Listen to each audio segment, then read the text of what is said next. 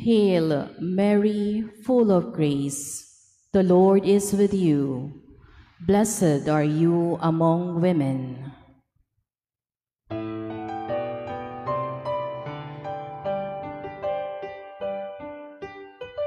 Alleluia, alleluia, alleluia. Alleluia, alleluia, alleluia. Alleluia, alleluia.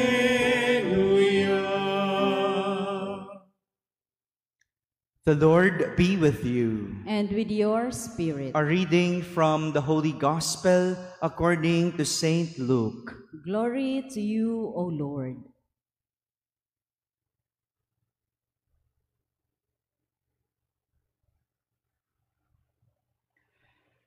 The angel Gabriel was sent from God to a town of Galilee called Nazareth, to a virgin betrothed to a man named Joseph of the house of David, and the virgin's name was Mary.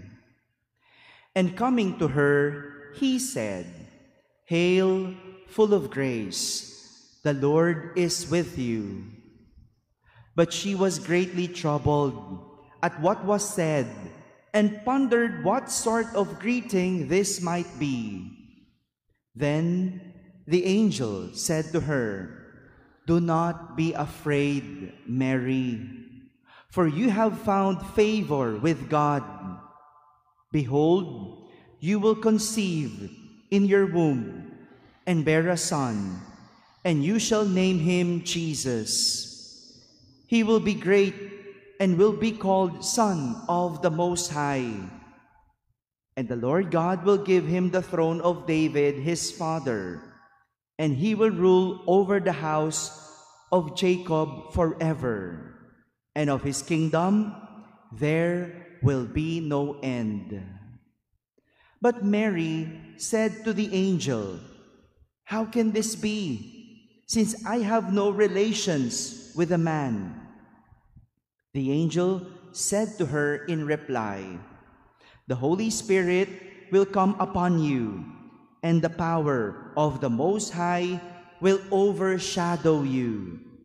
Therefore, the child to be born will be called Holy, the Son of God. And behold, Elizabeth, your relative, has also conceived a son in her old age. And this is the 6th month of her who was called barren. For nothing will be impossible for God." Mary said, "Behold, I am the handmaid of the Lord. May it be done to me according to your word." Then the angel departed from her. My friends, the Gospel of the Lord. Praise to you, Lord Jesus Christ. Good morning, my dear brothers and sisters. Never underestimate the power of God. Never underestimate the power of God. This is the lesson that we could learn from our gospel today, and also in our celebration of the queenship of Mary. Never underestimate the power of God.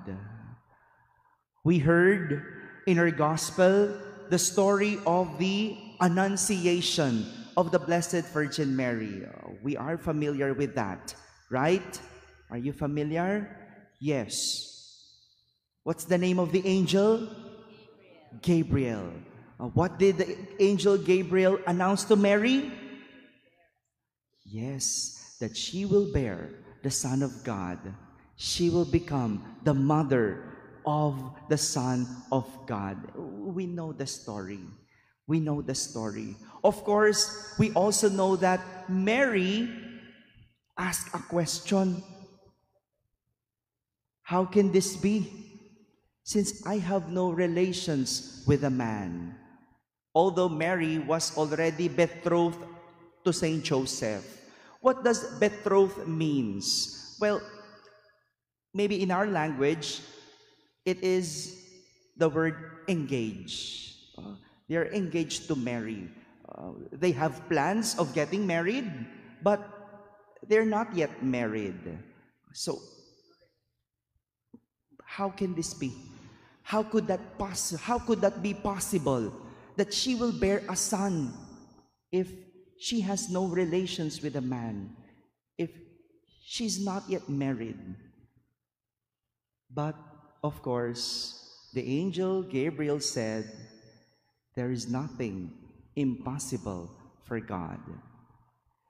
The angel Gabriel detailed how everything will happen.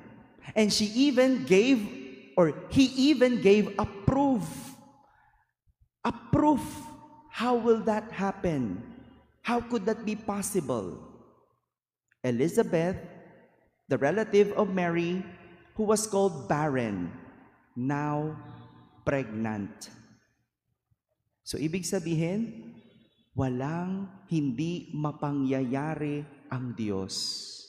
Kung ang baog nagbuntis, ang isa pa bang Maria hindi pwedeng magbuntis?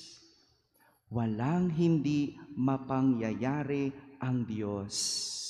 Look at the life of Mary. From an ordinary girl, God changed her life. Changed her life through her power. From an ordinary girl to a mother. And now, we remember Mary as our queen. Queen because being immaculate, being pure, she's the first to be with Jesus in heaven. Because of being pure. Kaya nga tayo, we purify ourselves. In everything that we do, with our decisions, we purify. Ito ba ang makakabuti? You don't only ask, ito ba ang tama? You ask, ito ba ang makakabuti? Because if it is good, then that will make you pure. Mary was spotless. Walang bahid dungis. That's why she's the first to be with Jesus in heaven. Thus, we call her the Queen of heaven and earth. But Mary as a queen is different from the usual queen of the world that we know. Iba si Maria sa lahat ng mga reyna sa buong mundo. O baka sa mga nagre-reyna-reynahan. We have an idea of what a queen is, right? Meron ba tayong idea what a queen is? But Mary is different. Kung ang ibang reyna, sila ang nasusunod, sila ang nagpapasunod, si Maria, siya ang sumunod. Gaya ng pagsunod na ipinakita ni Maria nang tanggapin niya ang plano ng Diyos na maging ina ng kanyang anak. Buong buhay ni Maria, walang ginawa kundi ang sumunod sa Diyos. No matter how difficult it is, she followed God. Second, kung ang ibang reyna, sila ang namumuno, si Maria, siya ang namagitan. Some queen leads, but Mary intercedes. Ang mga reyna, dinadala tayo sa sarili nilang plano. Diba? Kaya ang reyna merong advocacy. Diba? Pag mga Miss Universe, no? Yung mga sumasali sa Miss Universe, may advocacy. No? Advocacy to the poor, advocacy to the helpless, advocacy to those who are in need. Ganyan ang mga reyna.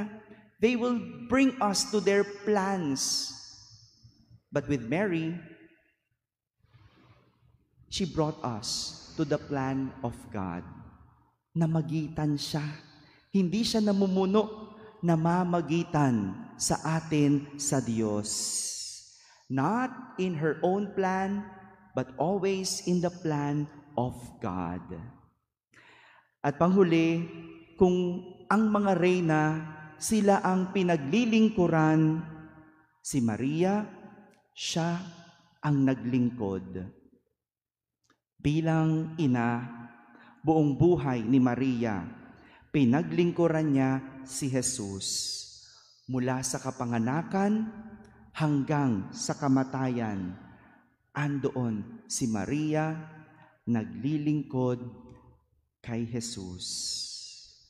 Ganito ang buhay ni Maria bilang reyna. Kakaiba pero banal. Mahirap pero masaya. Puno ng pagsubok pero hindi nauubusan ng pag-asa.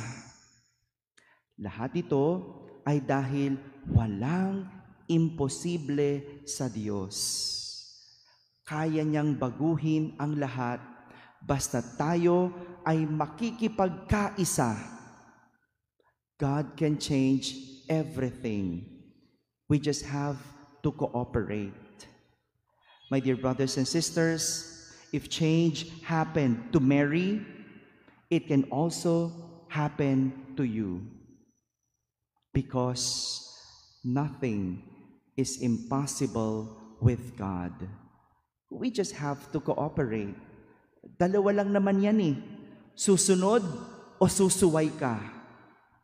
Alam mo na kung anong kalalagyan mo. Mary is a queen because of her service, kanyang pagdilingkod, intercession, kanyang pamamagitan, and because of her obedience, ang pagsunod sa Diyos. Amen.